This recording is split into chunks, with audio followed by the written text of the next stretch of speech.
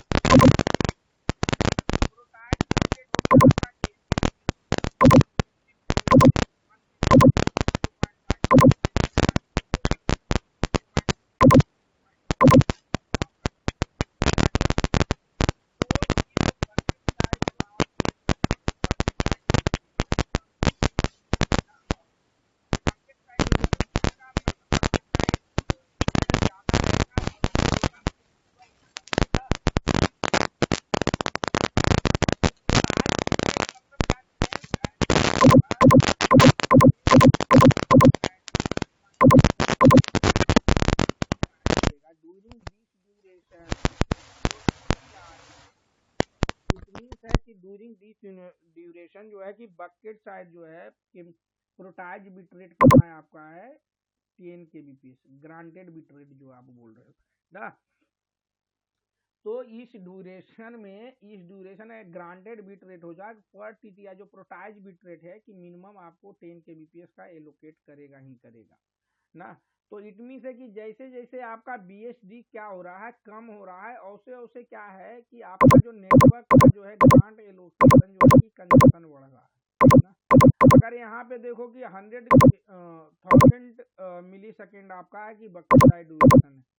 अगर मान लो कि नेटवर्क ने 9,999 बार इसको ग्रांट एलोकेटेड नहीं किया, लास्ट टाइम मोमेंट में क्या है ग्रांट एलोकेट किया 1000 मिली सेकेंड पे किया, तो क्या है कि ऑलरेडी प्रोटाइज बिट रेट जो है 10 kbps क्या है 10 kbps। तो ये क्या करेगा 10 kbps एटलीस्ट 1 TTI पे देगा ना। तो इट मीन्स जितना बकेट साइड ड्यूरेशन कम होगा उतना डेटा को शेड्यूलिंग कंजेशन इसको होगा नेटवर्क के पास ना। तो उसमें क्या है कि आपका तो इसीलिए कि बकेट साइज जितना बड़ा रहेगा उतना जो है कि ग्रांटेड बिट रेट मतलब आपका जो ग्रांट लोकेशन का चांसेस बढ़ जाते हैं और नेटवर्क क्या होता है रिलैक्स फील करता है कि कभी भी ड्यूरिंग दिस टाइम वो ग्रांट एलोकेट कर देगा, मिनिमम इतना तो करेगा हाँ। तो ड्यूरिंग दिस ड्यूरेशन इतना आपको इतना इसको ग्रांट एलोकेट करेगा 10 kbps। इट मीन्स है कि कंजेशन है यहाँ पे तो हर टीटीआई यानी 999 तक भी अचीव कर देगा तो कोई बात नहीं, 1000 मिली सेकेंड अगर करेगा तो ऊपर भी डेटा इतना मिल जाएगा इसको ना। तो ये आपका जीबीआर नन जीबीआर हुआ। इसका पढ़ लेते इफ द बीएस जैसा कि मैं आपको बताया if the BSD smaller eNode which facing scheduling issue फेसेगा क्योंकि मल्टीपल यूई आपका कनेक्टेड रहता है। You must be considered into the scheduling every BSD at least। You क्या है अगर आपका स्मॉल साइज रहेगा तो नेटवर्क क्या है हर एक शेड्यूलिंग हर एक टीटीआई पे नेटवर्क को क्या करेगा ग्रांट एलोकेट करेगा, समझे। Resource allocation detail must be send on the PDCCH पे होगा जैसा कि मैं हम लोग फिजिकल लेयर में पढ़े हैं ना। Scheduling information increase PDCCH size will be increase और शेड्यूलिंग इंफॉर्मेशन इंक्रीज हो जाएगा तो पीडीसीसीएच साइज इंक्रीज हो जाएगा, उस पे बेस पे आपका पीडीएससीएच साइज को रिड्यूस हो जाएगा। जैसा कि हम लोग फ्रेम स्ट्रक्चर में अगर रिकॉल करना चाहो तो आप 5G का जो फ्रेम स्ट्रक्चर जब हम बताए थे उस टाइम अगर आप देखोगे यानी पीडीसीसीएच का साइज जैसा ही बढ़ेगा इसी से जो ये फ्रेम स्ट्रक्चर आप देख रहे हो फ्रेम स्ट्रक्चर का साइज यानी ये जो इसका जो इंफॉर्मेशन जो आता है ये इंफॉर्मेशन ये वाला ये आपका ऑक्यूपाई कर देगा तो क्या होगा ये जो आपका पीडीसीसीएच वाला जो वाइट वाला जो पार्ट जो बच रहा था तो वो क्या हो जाएगा रिड्यूस हो जाएगा। अगर पीडीसीसीएच का इंफॉर्मेशन अगर रिड्यूस हो गया मान लो कि वही बिट है कंफ्यूजन तो इतना 1 बिट आपका पीडीएससीएच के साइज बढ़ गए ना। If the BSD is small, inode will move into the semi persistent scheduling। अगर बकेट साइड ड्यूरेशन आपका स्मॉल है तो उस केस में क्या करता है नेटवर्क जो है सेमी परसिस्टेंट शेड्यूलिंग में मूव कर जाता है। किसमें कर जाता है मूव सेमी परसिस्टेंट में। सेमी परसिस्टेंट होता क्या चीज है सेमी परसिस्टेंट शेड्यूलिंग वो शेड्यूलिंग है कि नेटवर्क जो है हर एक टीटीआई पे डेटा क्या करता है एलोकेट नहीं करता, मीन वाइल यानी हर एक 20 मिली सेकेंड पे क्या करेगा सर्टेन अमाउंट ऑफ डेटा ये क्या करेगा एलोकेट करेगा। बट ये अगर आपके दिमाग में आ रहा होगा कि एप्लीकेबल किस लिए है तो एप्लीकेबल ये आपका रियल टाइम वॉइस कॉल के लिए। जब वॉइस आप कॉल करते हो ना तो उसमें जो है कि टीटीआई हर एक असी पे टीटीआई का जरूरत पड़ता है तो उस केस में क्या होता है आपका नेटवर्क जो होता है शेड्यूलिंग आपका जो करता है सेमी परसिस्टेंट में मूव कर जाता है। A special RNTI is called semi persistent allocated to the UE को एलोकेट करता है which logical channel qualify for the semi persistent scheduling real time जैसा कि मैं बताया आपको। इनोड भी MAC allocate the resource to the semi persistent on the repetition basis पे करता है सेमी परसिस्टेंट शेड्यूलिंग हो गया।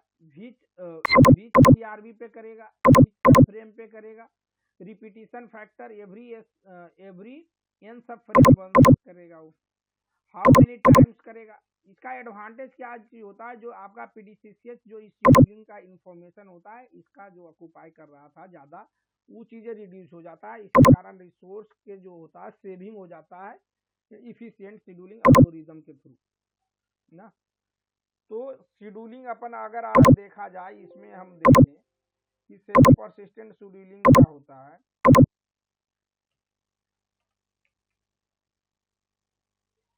सेमी परसिस्टेंट,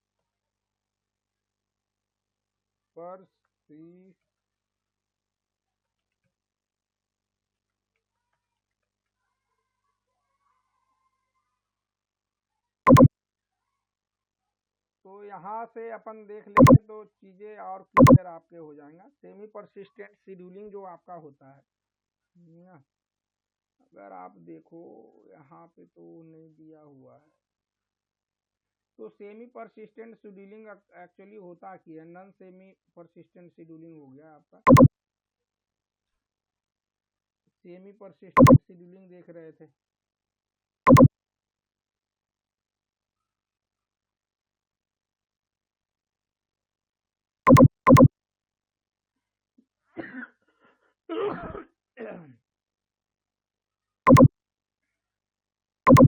इसको देखा जाए नॉन सेमी परसिस्टेंट ही है आपका। तो परसिस्टेंट शेड्यूलिंग देखते हैं।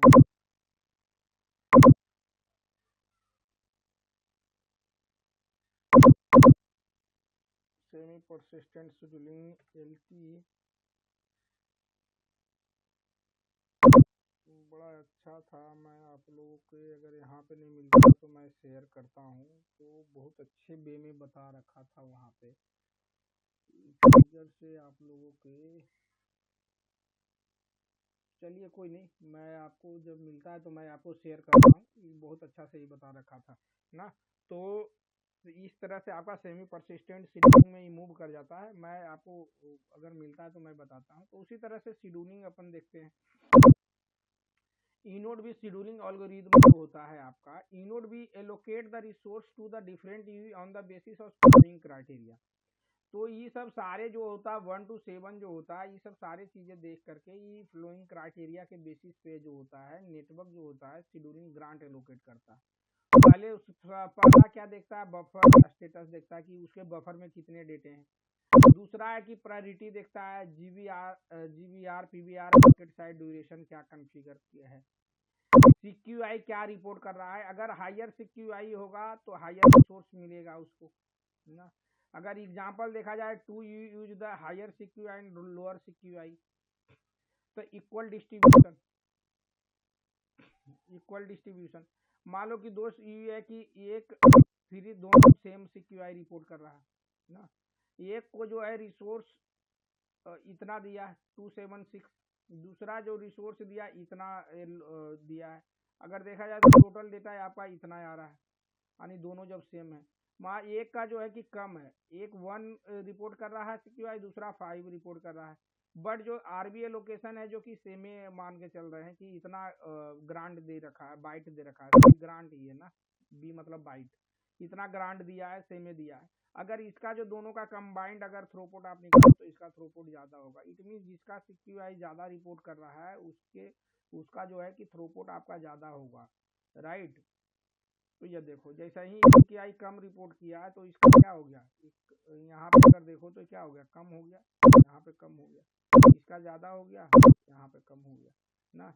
Mac modulation and coding rate पे भी डिपेंड करता है। अगर आप सीक्यूआई अच्छा रिपोर्ट कर रहे हो तो नेटवर्क जो है आपका डीएलएमसीएस जो होगा हाईएस्ट करेगा, रिपोर्ट करेगा, सीक्यूआई अच्छा रिपोर्ट कर रहे हो तो।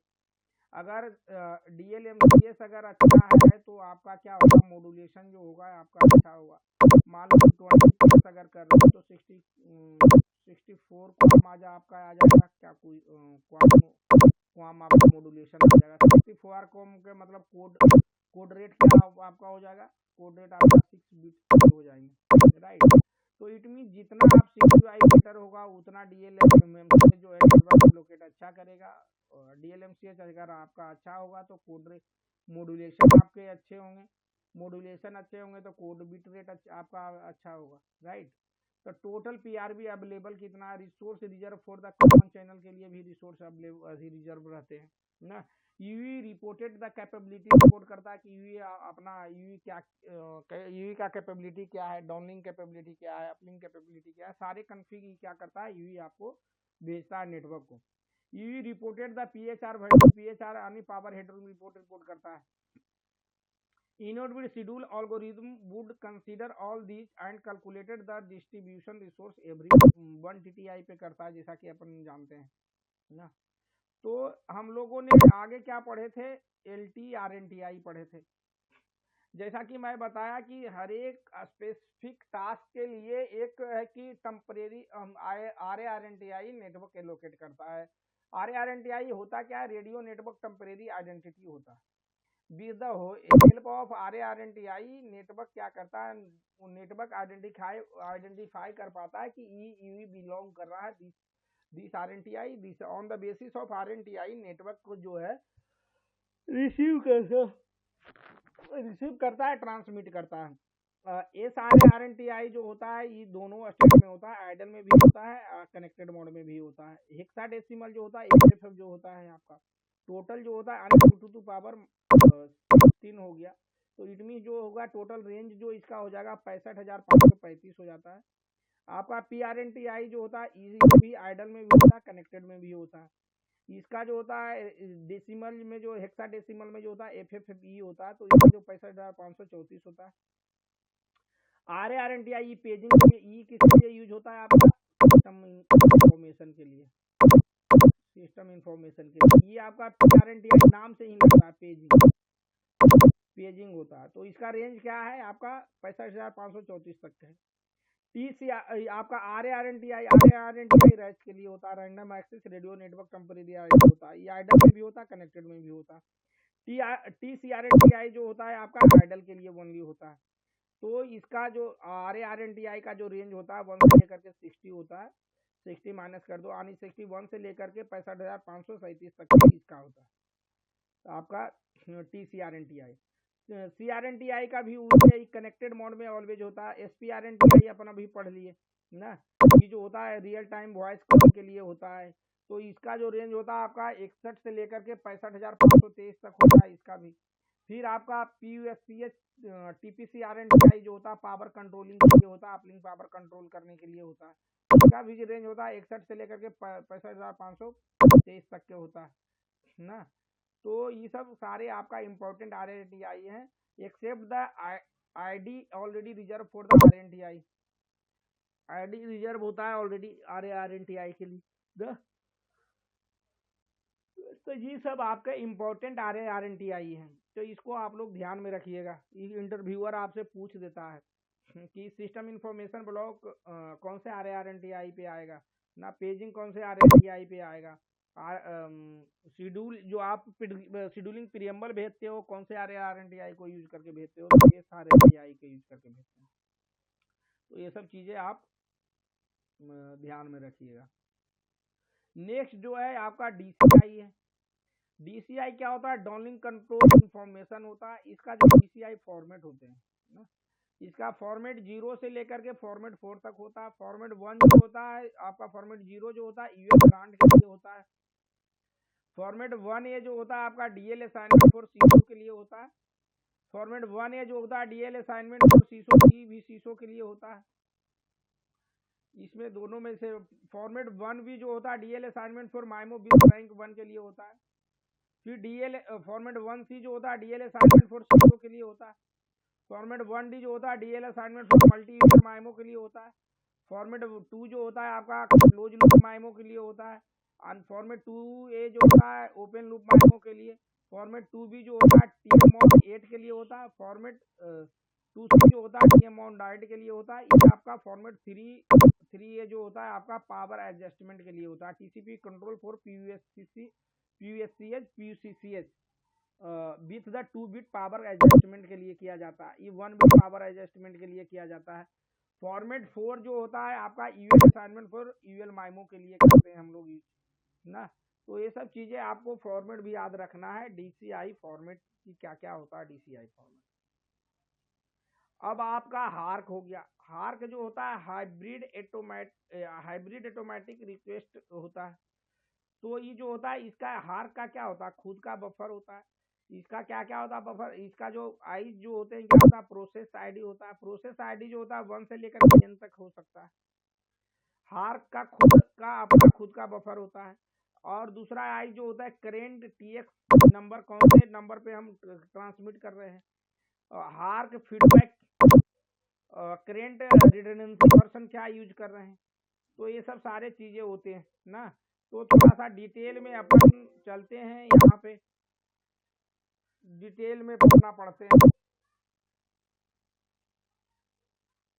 हार्क एलटी, तो हार्क जो होता है आपका इस तरह, यही चीज वहां पे है अपना ना। तो यही चारों आईज जो होते हैं, ये प्रोसेस आईडी हो गया, करेंट ट्रांसमिशन नंबर क्या है, हार्क फीडबैक क्या है, उसके बाद करेंट रिडंडेंसी वर्जन क्या है। तो हार्क जो आपका होता है, जो डाउनलिंक में जो होता है आपका असिंक्रोनाइजेशन प्रोसेस बोलते हैं। हार्क का जो प्रोसेस होता है डाउनलिंक के लिए होता है, अपलिंक के लिए होता है। डाउनलिंक वाले को क्या बोलते हैं, असिंक्रोनाइजेशन प्रोसेस बोलते हैं। असिंक्रोनाइजेशन क्यों बोलते हैं, क्योंकि मुझे डाउनलिंक पैकेट का सीक्वेंस नंबर मुझे पता नहीं होता है कि कौन से सीक्वेंस का पैकेट आने वाला है, इसीलिए हम लोग बोलते हैं असिंक्रोनाइजेशन। और अपलिंक में हम लोग क्या बोलते हैं, सिंक्रोनाइजेशन बोलते हैं। सिंक्रोनाइजेशन इसलिए बोलते हैं कि नेटवर्क को ईच एंड एवरी पैकेट के बारे में पता है कि नेक्स्ट पैकेट कौन सा आने वाला है, नेटवर्क ही डिसाइड करता है ना। तो इसीलिए इसको सिंक्रोनाइजेशन बोलते हैं। सिंक्रोनाइजेशन में भी दो ट्रोपोलॉजी होते हैं, एक एडाप्टिव यूएल हार्क प्रोसेस होता है। एडाप्टिव कौन हो गया, जो कि नेटवर्क ने जो भी डीसीआई कॉन्फ़िगर किया है उसके according whatever network has been given that information we have adopt. Adopt मतलब उसको उसके अकॉर्डिंग हमको चलना है ना। तो उसको एडॉप्टिव मतलब जो भी दिया उसको हम एडॉप्ट कर लिए, स्वीकार कर लिए, उसी के अकॉर्डिंग के चलेंगे। तो देखा जाए तो ये क्या होता है, जैसे ही आपका डीसीआई आया, डीसीआई एलोकेट किया, एमसीएस 8 हो गया आपका, रिटेंडेंसी वर्जन 0 यूज करते हैं फ्रेश डेटा के लिए। तो 4 मिली सेकेंड जो होता है इसका प्रोसेसिंग, डेटा को प्रोसेसिंग करने में टाइम लगता है।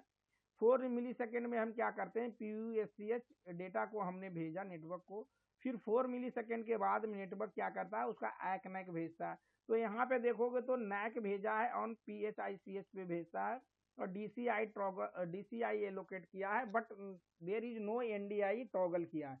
एनडीआई टॉगल नहीं किया, इट मीन से कि आपका रीट्रांसमिशन नैक के लिए, नैक डेटा को भेजने के लिए किया है।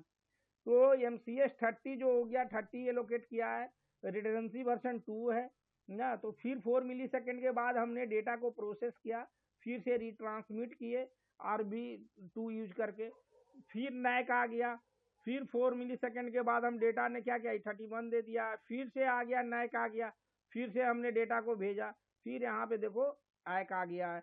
तो ऐक आने के बाद हमको क्या मिल गया, DCI 8 पे मिल गया रिडंडेंसी वर्जन, एनडीआई टॉगल हो गया। इट मीन्स आपका जो है एडाप्टिव मोड में जो है नेटवर्क क्या करता है, डीसीआई टॉगल करता है, डीसीआई एलोकेट करता है, बट एनडीआई टॉगल नहीं करता है एडाप्टिव मोड में। नॉन एडाप्टिव मोड में क्या है, नॉन एडाप्टिव मोड में network is not allocated DCI, DCI allocate नहीं करता है। यहाँ पे जैसे देखो कि यहाँ पे डीसीआई आया, ग्रांट आ गया, यानी एमसीएस 8 के लिए रिडंडेंसी वर्जन 0 के लिए आया है ना। तो ई जो आया है, तो ई क्या हो रहा है आपका, आया तो इस पे 4 मिली सेकेंड क्या होता है, प्रोसेसिंग, डेटा को प्रोसेस करने के लिए टाइम होता है 4 मिली सेकेंड। आफ्टर 4 मिली सेकेंड हम डेटा ट्रांसमिट किए पीएससीएच पे रिडंडेंसी वर्जन 0 यूज करके। 4 मिली सेकेंड के बाद क्या, नैक आ गया, बट यहाँ पे देखो नो डीसीआई, तो डीसीआई नहीं आया पर नैक आ गया। तो क्या करेगा डिवाइस जो अपना 4 मिली सेकेंड बाद क्या करेगा, डेटा को सेम एमसीएस को यूज करके, रिडंडेंसी वर्जन को चेंज करके, कि फिर से डेटा को क्या करेगा, उसी पैकेट को रिट्रांसमिट करेगा। कितना बार रिट्रांसमिट करेगा, मैक्सिमम जो होता है हार्क मैक्स रिट्रांसमिशन जो होता है 8 टाइम होता है 4G में ना। 8 बार ये रिट्राई करेगा। अगर 8 बार में भी अगर आपको एक्नॉलेजमेंट नहीं मिला है, तो उस केस में क्या होता है आपका, फिर जो होता है मैक के पास एक फीचर्स है सॉफ्ट कंबाइनिंग का, तो वो क्या करेगा, जो भी डेटा आया है आपका हायर लेयर से यानी आरएलसी से जो भी डेटा आया है उस डेटा को सॉफ्ट कंबाइंड करके क्या करेगा, आरएलसी को रीबैक कर देगा। बोलेगा भैया जो भी डेटा आपने भेजा है वो डेटा जो है सही नहीं है, करप्टेड है, तो इसको आप सही करके फिर से दो ताकि हम फिर से रिट्रांसमिट करें। तो ये आपका हो गया, हार्क हो गया ना। तो इसका देखो हार्क प्रोसेस फॉर अपलिंक के लिए जो होता है इसका फ्लो चार्ट है। जैसे ग्रांट यहाँ पे आया तो इसका करेंट ट्रांसमिशन नंबर क्या होगा, रिटेंडेंसी वर्जन 0 यूज कर रहे हैं। हार्क फीडबैक जो है नैक है, नैक भी आ सकता है, भी आ सकता है। स्टोरेज मैक पीडीयू जो हो गया हार्क बफर में है ना, स्टोरेज यूएल ग्रांट। तो यहाँ पे हमने क्या किया, डेटा को हमने भेजा, नेटवर्क को डेटा हम ट्रांसमिट कर दिए PUSCH पे। यहाँ पे क्या आ गया, हार्क रिस्पॉन्स ऑन PHICH पे जो हार्क रिस्पॉन्स हो गया। तो यहाँ पे हार्क आया तो एक या तो निगेटिव होगा, अगर पॉजिटिव होगा कि डेटा पहुंच गया तब तो स्टॉप हो जाएगा यहीं पे। अगर निगेटिव होगा हार्क तो ट्रिगर रिट्रांसमिशन करेगा, इंक्रीज करेगा करेंट ट्रांसमिशन नंबर बाई 1 से करेगा। इज एडप्टिव मोड, अगर एडप्टिव मोड है तो क्या करेगा, वैल्यू इन द DCI 0 में आएगा ना, उसके अकॉर्डिंग करेंट रिटेंसी वर्जन को करेगा, MCS पे लोकेट करेगा, यहाँ पे ट्रांसमिट कर देगा। अगर ये एडप्टिव मोड नहीं है, नॉन एडप्टिव मोड है, तो इसको क्या करना, DCI को देखने का जरूरत नहीं है, सीधे ही क्या करेगा, सेम जो ग्रांट एलोकेट हुआ है, MCS एलोकेट हुआ है, उसके अकॉर्डिंग क्या करेगा, रिट्रांसमिट कर देगा। अगर फिर रिट्रांसमिट कर देगा राइट। फिर यहाँ पे आ गया मैक्सिमम हार्क TX-1 होता है फ्रॉम RRC रिकॉन्फ़िगरेशन में, आपका इसका इंफॉर्मेशन आता है। अगर पॉजिटिव आ गया तो तब तो ठीक है, ये क्या करेगा, जो बफर में डेटा है उसको क्या कर देगा, फ्लश कर देगा। अदरवाइज फिर क्या करेगा, फिर से यहाँ से स्टार्ट करेगा डेटा को ट्रांसमिट करना, ट्रांसमिशन एंड रिसेप्शन, समझे। तो ये आपका हार्क होता है। प्रोसेस आईडी क्या होता है, तो थोड़ा सा और डीपली अगर आप पढ़ना चाहो तो इधर जाकर के आप देख सकते हो ना। तो ये सब चीज़ें होती हैं यहाँ पर। हाँ देखिए, जैसा कि मैं आपको अभी बताने के लिए मैं स्किप कर दिया था उस टाइम, जो शेड्यूलिंग था आपका, शेड्यूलिंग एल्गोरिथम कैसे काम करता है, शेड्यूलिंग कितने टाइप के होते हैं, वो चीज़ें देखना। जैसे कि यहाँ पे देखो, आपका शेड्यूलिंग जो होता है डायनेमिक शेड्यूलिंग होता है, परसिस्टेंट शेड्यूलिंग होता है, सेमी परसिस्टेंट शेड्यूलिंग होता है। तो डायनेमिक शेड्यूलिंग क्या होता है, एवरी TTI पे आता है। MAC check for the EU to be scheduled, the data availability for each EU to be scheduled and the feedback from the UE on the control channel condition based on this data. It can schedule the resource for the UE through the PDCCH पे करता है। If the data is not available, EU will not get scheduled. All services can be scheduled during the dynamic scheduling, but at the expense of the controlling signaling PDCCH usage as the scarce resources. Dynamic scheduling क्या होता है कि data जो आपके RLC के buffer में जो data होता है, जो रिपोर्ट करता है, बीएसआर जो रिपोर्ट करते हैं उसके बेसिस पे क्या करता है, डायनेमिक शेड्यूलिंग होता है। तो हर एक टीटीआई पे क्या करता है, आपको डेटा एलोकेट होता है। परसिस्टेंट शेड्यूलिंग क्या होता है, in this case packet are schedule on the fix basis. ये क्या करता है, हर डायनेमिक हर ईच टीटीआई पे नहीं करेगा। Similar to the circuit switch fashion, here it does not depend on the channel condition, channel condition पे डिपेंड नहीं करता है। The resource allocation remaining the constant for the period of the call. जो भी जो परसिस्टेंट और semi persistent scheduling जो होता है, ये आपका जो शेड्यूल होता है ना, सेमी परसिस्टेंट शेड्यूलिंग जो ऐसा होता है कि शेड्यूलिंग होता है, ये कांस्टेंट नंबर ऑफ रिसोर्स जो होता है एक फिक्स पीरियड में आपको क्या करता है, एलोकेट करता है परसिस्टेंट में। Semi persistent it is the hybrid way of the scheduling होता है। इससे बेटर इसमें जो होता था कि नंबर ऑफ जो रिसोर्स, परसिस्टेंट शेड्यूलिंग में क्या होता था, मान लो कि 20 आरबी एलोकेट कर दिया, नंबर ऑफ आरबी, बट उतना डेटा नहीं है उसके पास, तो क्या होता था कि जो रिसोर्स का जो है वेस्टेज हो रहा था ना। तो रिसोर्स को बचाने के लिए क्या फिर इम्प्लीमेंट किए, सेमी परसिस्टेंट शेड्यूलिंग किए। It a hybrid way of scheduling होता है which try to overcome the drawback of the dynamic scheduling and persistent scheduling. दोनों को जो ड्रॉबैक को कम करने के लिए इंप्लीमेंट हुआ आपका डायनामिक सेमी परसिस्टेंट शेड्यूलिंग।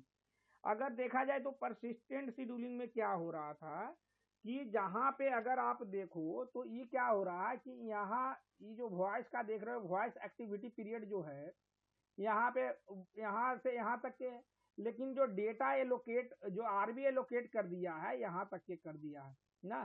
तो इसके बिटवीन में जो डेटा आपका मिला है, जो वॉइस इनएक्टिव पीरियड है, तो यहाँ पे तो कोई डेटा है ही नहीं है आपके, इसके बिटवीन में कोई डेटा नहीं है। बट क्या कर रहा है, fix amount of E RB allocate कर रहा है टाइम पीरियड में। तो जिसके कारण जो होता है अनयूज फिक्स जो रिसोर्स जो है क्या आ गया, वेस्टेज हो गया। जिसके कारण से यहाँ तक भी देखो तो ये सब जो रेड वाले आप देख रहे हो तो क्या है, यहाँ पे आपके पैकेट है, आपका वॉइस पैकेट है। लेकिन इसके बिटवीन में अगर देख रहे हो ये ब्लू वाले जो लाइन देख रहे हो तो यहाँ पे क्या इनएक्टिव पीरियड है वॉइस का, यहाँ पे कोई भी डेटा नहीं है वॉइस का। तो ये जो बट ये क्या कर रहा है, नेटवर्क जो है परसिस्टेंट शेड्यूलिंग के बेस पे है कि ग्रांट एलोकेट कर दिया फिक्स अमाउंट ऑफ आरबी। तो जिसके कारण क्या है कि आपका रिसोर्स का क्या हो रहा है, वेस्टेज हो रहा है। तो इस चीज को, इस ड्रॉबैक को, इस ओवरकम को कम करने के लिए इसने नेटवर्क साइड ने इंप्लीमेंट किया semi persistent scheduling. Semi persistent scheduling में क्या चीज है कि जितने आपके वॉइस पैकेट है उसके अकॉर्डिंग ही हम क्या कर रहे हैं, ग्रांट को एलोकेट कर रहे हैं। देख स्पीच कोडर ये क्या किया, जैसे कोडर ये शेड्यूलर को, मैक शेड्यूलर को ये इन्फॉर्म करेगा, ये क्या करेगा, persistent allocate the radio resource allocate करेगा। जितना आपका रेडियो रिसोर्स है during this period radio resource are located to the different UE के लिए लोकेट करेगा। जहाँ पे कि आप इनएक्टिव मोड में हो पड़े हुए उस जगह पे क्या करेगा, वो इस यूवी को एलोकेट ना करके क्या करेगा, डिफरेंट यूवी को एलोकेट करेगा। जिसके कारण ये जो रिसोर्स आपका वेस्टेज हो रहा था परसिस्टेंट शेड्यूलिंग में, रिसोर्स जो वेस्टेज हो रहा था उस रिसोर्स को वेस्टेज को कम करने के लिए क्या किया कि जब आपके पास पैकेट है, वॉइस पैकेट है, जैसे ही आप मैक शेड्यूलर को इन्फॉर्म करोगे कि फिर क्या करेगा, फटाक देना उतना ही number of amount of data आपको रिसोर्स एलोकेट करके दे देगा। जिसके कारण क्या है कि आपका रिसोर्स का जो वेस्टेज है वो कम होगा। वही चीज लिखा हुआ है, the figure ever shown the conversational voice is considered for the persistent scheduling. It is clear that because of the fixed resource allocation, you will end up in under the utilizing the allocated resources because of non-availability of the sufficient data during the persistently scheduled TTI. Here, because the speaker sometime speaks and sometime user may give pause during the conversation करता है obviously. Voice activity period and voice inactivity period existing in the speech data. If the speech code without VAD is involved, then it sends the voice payload at the end of the every voice frame length for the 20 millisecond होता है during the voice active period. Send nothing during the voice inactive period और नहीं send करेगा। So the fixed resource allocation will get utilized during the voice activity period to the transmit the receive voice payload over the air interface. It gets unused during the voice inactive period, which is the critical drawback से persistent में। Semi persistent scheduling address this drawback in the unit में, और semi persistent क्या किया, इसी चीज को कम किया है, वही चीज यहाँ पे लिखा हुआ। तो as showing above, whenever the voice payloads arrived at the L2, जैसे ही पे वॉइस पेलोड L2 पे आएगा, the max scheduler will active the semi persistent resource, and whenever there are no transmission for the few of the transmission opportunity, the semi persistent resource will be implicitly released again. It gets the activated when the voice payload arrived at the next voice activity period. जब ये क्या कर रहा है कि अगर इसको इन data आपका पेलोड वॉइस पेलोड नहीं आएगा तो सेमी परसिस्टेंट शेड्यूलिंग को क्या कर देगा, रिलीज कर देगा। और जैसा ही डेटा आएगा तो क्या करेगा, फिर से ये एक्टिव कर देगा। These radio resource will be allocated for the different, और जो जहाँ पे इनएक्टिव रहेगा, इनएक्टिव पीरियड में क्या करेगा, डिफरेंट यूई को क्या करेगा, वो रिसोर्स जो वेस्टेज जो ये हो रहा था रिसोर्स, अगर यहाँ पे देखिए तो ये दूसरे यूई को एलोकेट कर सकता है ना, which are in need of it, जिसको जरूरत है। It is clear that only those services which are real time in nature with fix packet size payload करेगा and the fixed periodicity of the payload arrived can effectively and efficiently utilize the semi-persistent scheduling. Such services or application which fulfill these characteristics are the conversational voice, only conversational voice part of the video, and any other real time application only the conversational voice part होता है ना। तो different type of schedulers होता है। Different type of scheduler क्या कौन कौन से होते हैं, राउंड रोबिन होते हैं, पूछता है इंटरव्यू में। मैक्स सीक्यूआई होता है, प्रोपोर्शनल फेयर होता है।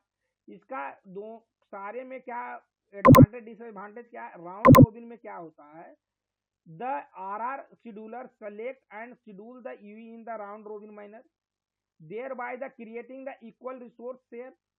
The disadvantage of this approach is that you will be the suboptimal CQI may be allocated physical radio resource, thus reducing the overall cell throughput.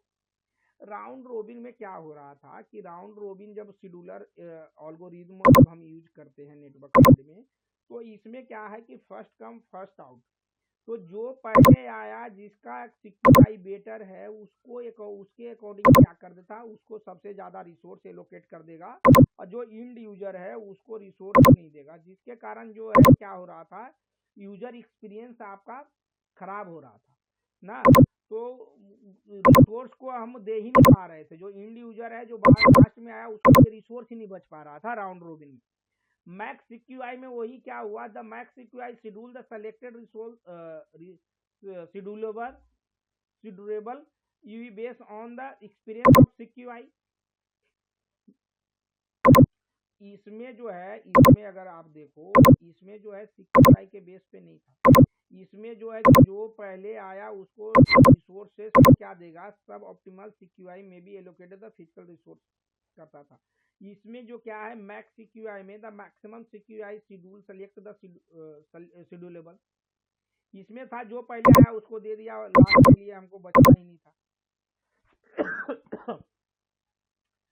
इसमें क्या था, मैक्स सीक्यूआई में equal resource story, इसका इसमें जो क्या था, इसको अगर फिर से अगर आप पढ़ो, राउंड रोबिन में था कि जिसका इसको सीक्यूआई से मतलब नहीं था, जो भी पहले आया उस सारे को क्या करता, इक्वल नंबर ऑफ रिसोर्स ये एलोकेट कर देता था ना, जिसका सीक्यूआई बढ़िया भी है जिसका खराब भी है, सारे को सेम सीक्यूआई दे देता था, जिसके कारण क्या हो रहा था, थ्रूपुट इम्पैक्ट कर रहा था। मान लो कि इंड यूजर को भी सेम आरबी दे दिया ना, बट उसका जो है चैनल कंडीशन खराब है, एमसीएस लोकेशन खराब हो जाएगा, तो जिसके कारण है कोडिंग बिट रेट जो होगा कम हो जाएगा, तो थ्रूपुट क्या हो जाएगा, तो यूजर एक्सपीरियंस इससे खराब हो रहा था, थ्रूपुट जो हो रहा है थ्रूपुट इम्पैक्ट हो रहा था। तो इसके जगह पे इम्प्लीमेंट किया मैक्स सीक्यूआई। मैक्स सीक्यूआई में जो हुआ है आपका क्या हो रहा था कि max CQI scheduled selected the schedulable UE based on the CQI experience, the UV with the higher CQI there become the candidate for the scheduling, there the increasing the overall sales support increase हो रहा था। The disadvantage of this approach is that UV with the lower CQI are the deny scheduling instance, thus the starburst throughput are the leading to the decreases the user experience। इसमें max CQI में क्या था कि जिसका जो है सीक्यूआई ज्यादा था उसको रिसोर्स ज्यादा दे रहा था, और अंततः इसके पास कोई भी रिसोर्स बचा के नहीं रख रहा था, जिसके कारण जो है कि इंड यूजर जो आता था तो उसके वो रिसोर्स नहीं एलोकेट कर पा रहा था, जिसके कारण है कि आपका क्या है, डिग्रेड हो रहा था, यूजर एक्सपीरियंस इसमें क्या हो रहा था, खराब हो रहा था ना। इसमें तो है कि जो आया जिसका जो जैसा सीक्यूआई है, सीक्यूआई से कोई मतलब ही नहीं है, सबके इक्वल बांट दिया रिसोर्स ना राउंड रोबिन में। मैक्स सीक्यूआई में क्या हो गया कि जिसका सीक्यूआई बेटर है उसको सबसे ज्यादा दे दिया, जिसका खराब है उसके लिए रिसोर्स ही नहीं बचा करके रखा अपने पास ना। तो जिसके कारण से जो है कि इंड यूजर था उसका जो क्या हो रहा, डिग्रेड हो रहा था थ्रूपुट, और यूजर एक्सपीरियंस खराब हो रहा था मैक्स सीक्यूआई। प्रोपोर्शनल फेयर में क्या हो गया, प्रोपोर्शनल फेयर में जो हो गया, expected to strike the balance between the traditional round robin और the max throughput scheduler, also known as max CQI कहते हैं, चैनल क्वालिटी या इंडिकेटर शेड्यूलर। द एसपीएस जो होगा प्रोपोर्शनल फेयर जो है, schedule the performance in such manner that it consists the resource fairness as well as the maximize cell throughput in addition to other possible performance the matrix. For the max C by I scheduler, the sector throughput improve while cell edge throughput drop minus। ये max CQI में क्या हो रहा था, जो कि cell as पे था, जो यूजर था उसका जो है क्या थ्रूपुट डिग्रेड कर रहा था। लेकिन प्रोपोर्शनल फेयर में है कि ये अकॉर्डिंग टू जो सीक्यूआई है, सीक्यूआई के अकॉर्डिंग क्या हो गया, यूजर को डिस्ट्रीब्यूट कर दिया और अंततः ये अपने पास क्या रखा, रिसोर्स बचा करके रखता था इंड यूजर के लिए भी, जिसके कारण है कि यूजर एक्सपीरियंस भी मेरा खराब नहीं हुआ और थ्रूपुट को भी बैलेंस करके चला, जिसके कारण है कि सेल यूजर जो मतलब जो सेल बेस स्टेशन के पास था उसको ज्यादा रिसोर्स दे दिया, तो जिसके कारण थ्रूपुट बढ़ गया, तो मैक्सिमम थ्रूपुट क्या हो गया, मैक्सिमाइजिंग सेल थ्रूपुट बढ़ गया, इंक्रीज हो गया।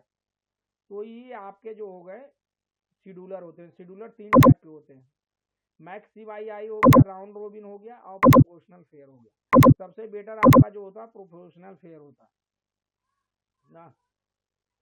तो E max CI allocate the resource to the users with the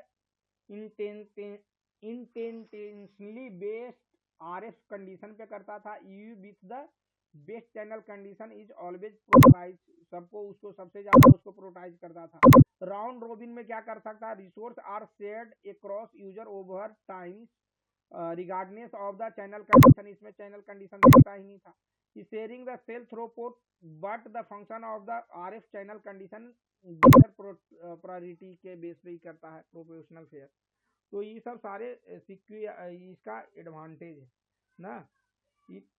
इसमें जो आता था ये मैक्स सीक्यूआई में क्या है, चैनल कंडीशन पे बेस पे करता था, तो इसमें तो वेरी गुड थ्रूपुट आ रहा था, लेकिन यूजर एक्सपीरियंस क्या हो रहा था, खराब हो रहा था। Resource share and the equal manner में ही शेयर कर देता था सारे। इसमें trade off between the fairness and the cell throughput भी कर लिया। इट मीन सारे है कि यूजर एक्सपीरियंस भी खराब नहीं हुआ और थ्रूपुट भी मैक्सिमाइज कर लिया प्रोपोर्शनल फेयर में। तो ये सब सारे चीजें हो गया। इसका कंक्लूजन क्या हो गया, cell edge E stops of the scheduling instances leading to the degrade user experience, इसमें डिग्रेड हो रहा था। E with the sub optimal CQI condition will reduce the cell throughput, ये रिड्यूस हो रहा था। क्यों हो रहा था, क्योंकि सारे इक्वल मैनर से ये रिसोर्स को कंट्रीब्यूट कर रहा था। इसमें implementation complexity and the overall cell throughput will not be the highest, but जो है यूजर एक्सपीरियंस खराब नहीं। अब मान लो कि 100 यूजर है लेकिन 10 यूजर सर्विसेज नहीं ले रहा है, तो उसके लिए तो कौन नहीं लिया ना, सर्विसेज नहीं लिया। तो user experience is very vital role, play vital role ना। तो यही था आपका। तो यहाँ पे आपका मैक्स जो है आपका अपन जो मैक का जो है सारा चीज जो है सारे सिलेबस कंप्लीट हो गए हैं मैक का, इंड टू इंड मैक आपका कंप्लीट हो गया। तो आज आज आपका मैक टॉपिक कंप्लीट हो गया। नेक्स्ट जो वीडियो आएंगे आपके आरएलसी का वीडियो आएंगे। तो thanks guys for watching video. तो आप लोग इसी तरह वीडियो को वॉच करते रहिए। तो आप दोस्त, आपसे एक अनुरोध है कि आप लोग देख रहे हैं वीडियो लेकिन चैनल को सब्सक्राइब नहीं कर रहे हैं, तो आपसे यही अनुरोध है कि चैनल को भी सब्सक्राइब कीजिए, जिससे है कि आपको अच्छे से ऐसे वीडियो, और जो अपने दोस्त आ रहे हैं जो आप प्रोटोकॉल सीखना चाह रहे हैं उनको भी आप मोटिवेट कीजिए कि यहाँ से एंड टू एंड वीडियो देखें, यानी स्टार्टिंग टू एंड देखें। ऐसा नहीं है कि वीडियो को अगर आप कंटिन्यूअसली देखिएगा, सीक्वेंस में आप देखोगे तो डेफिनेटली आपको चीज़ों समझ में आएगा, और you have no need to take coaching from anywhere ना। जो आप जो है कि 50,000 30,000 रुपया जो आप पे कर रहे हो, तो नो नीड टू पे, you can learn from this channel, this video ना। तो थैंक्स गाइस वंस अगेन। तो आप लोग इसी तरह से आप देखते रहिए वीडियो को और चैनल को सब्सक्राइब कीजिए। Thank you once again.